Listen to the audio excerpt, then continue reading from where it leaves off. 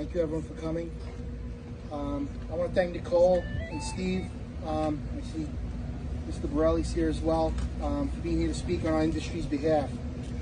I've worked behind the scenes with numerous politicians these past few months from both sides of the aisle. They've all been great. Max Rose, Andy Lanza, Mike Cusick, to name a few. I've been in the business for 32 years. The first thing I learned was not how to make a margarita. It was don't talk religion or politics in a bar. So that's where I'm going to leave that. But thank you to the politicians for all they've done.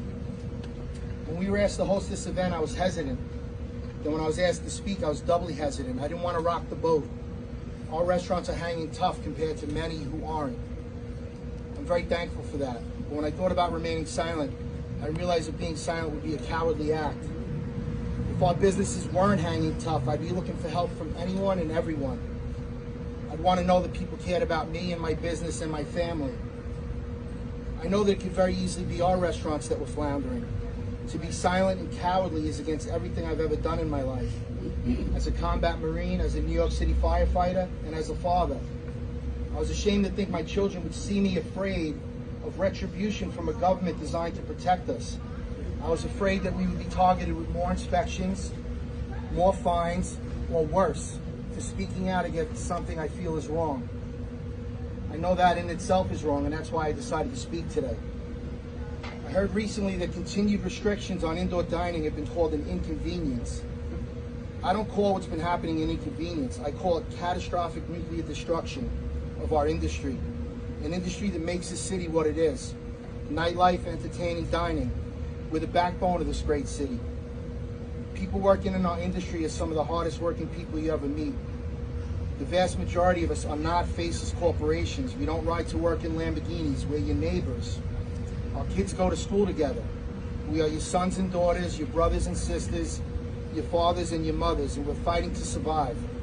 We feel we are being unjustly punished because we see restaurants a few short miles away, a few zip codes away that are open for indoor dining, and yet we are still not.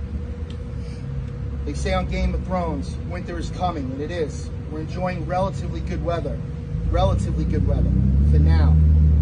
But if we aren't inside when it gets cold, in a month or so, many of us will be forced to close our doors, and many of us will never reopen. That's a fact. We've all seen the metrics for coronavirus. As a city, we hit all our marks weeks ago. Restrictions on our industry helped make that happen. We have followed all the rules and made all the changes necessary to operate safely and responsibly. We simply ask our elected officials, stop moving the goalposts.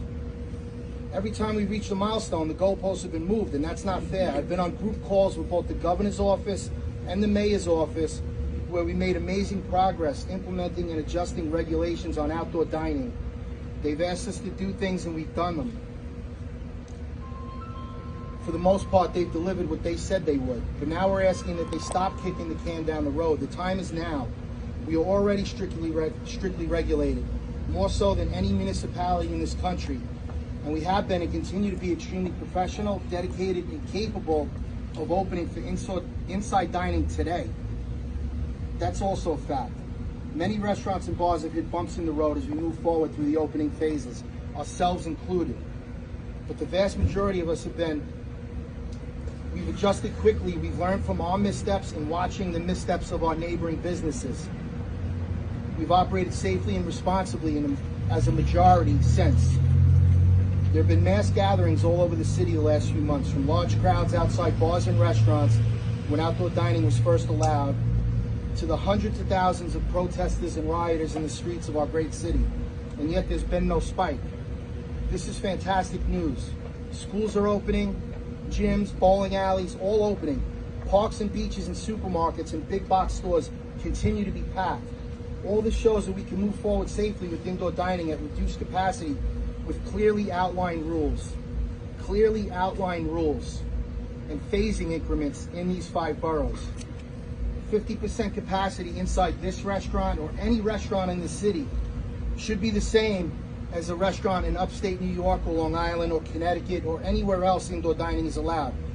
50% is 50%, regardless of population density, demographic, or where our businesses can be found on a map.